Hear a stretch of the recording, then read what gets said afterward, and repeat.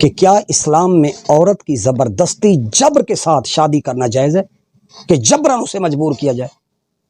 دیکھیں، یاد رکھ لیں، یہ بات 2 + 2 4 کی طرح ہے کہ اسلام میں مرد اور عورت ایک گاڑی کے 2 پہیے۔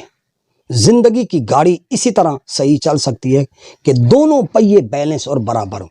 اگر ایک پہیہ بڑا اور ایک چھوٹا ہو تو گاڑی ہچکولے کھائے گی، ہے یا نہیں؟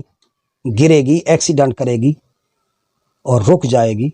اور قرآن حکیم نے یہی بات کہی ہے کہ یہ ازواجل تسکنو الیہ وجعل بینکم مودۃ ورحمہ، کہ اللہ رب العزت نے کہا کہ اس کی نشانیوں میں سے یہ ہے کہ اس نے تمہارے لیے تمہاری ہی جن سے بیویاں بنائی ہیں تاکہ تم ان کے پاس سکون حاصل کرو۔ وہ تمہارے درمیان محبت اور رحمت پیدا کر دی اللہ نے۔ اسلام میں کسی عورت سے زبردستی جبر کے ساتھ شادی کرنا، ماں باپ کا بچیوں پر لڑکیوں پر جبر کرنا، یہ درست رویہ نہیں ہے۔ شادی میں دونوں مرد اور عورت کی یکساں رضامندی ہونا ضروری ہے۔ ماں باپ کو یہ حق حاصل نہیں ہے کہ وہ جبراً اور زبردستی لڑکے اور لڑکی کی مرضی کے خلاف شادی کر دیں۔ بچپن میں بچوں کو باندھ دینا، بچپنے کے نکاح، نابالغی کے نکاح، وٹے سٹے کے نکاح، یہ درست رویہ نہیں ہے۔ یہ اصلاح طلب ہے، یہ معاشرتی برائیاں ہیں، یہ معاشرتی اصلاح کی ضرورت ہے۔ تو لہٰذا ماں باپ کو یہ حق حاصل نہیں ہے۔ اس میں بہت ساری احادیثیں ہیں۔ صحیح بخاری کی ایک حدیث ہے، حدیث نمبر 69 بخاری کی حدیث ہے کہ ایک آدمی نے اپنی بیٹی کی زبردستی جبراً اس کی مرضی کے خلاف شادی کر دی، اور وہ عورت شکایت لے کر بارگاہ نبی علیہ تحیت و ثناء میں حاضر ہوئی۔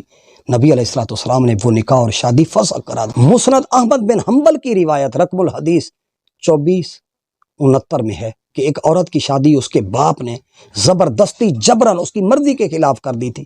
وہ شکایت لے کر بارگاہ نبی میں حاضر ہوئی تو حضور سید عالم صلی اللہ علیہ وسلم نے ارشاد فرمایا اس عورت کو تم چاہو تو یہ شادی چلنے دو اور چاہو تو تم ختم کر دو۔ یعنی کلید چابی اب تمہارے ہاتھ میں ہے کہ چاہو تو گزارا کرتی رہو، مگر دل نہیں مانتا تو علیحدگی اختیار کر لو۔ تو لہٰذا اس حدیث کا مطلب کیا ہے کہ شادی میں مرد اور عورت دونوں کی رضامندی ضروری ہے۔ اسلام میں عورت کی حیثیت صاحب خانہ کی ہے، ہاؤس وائف کی نہیں ہے۔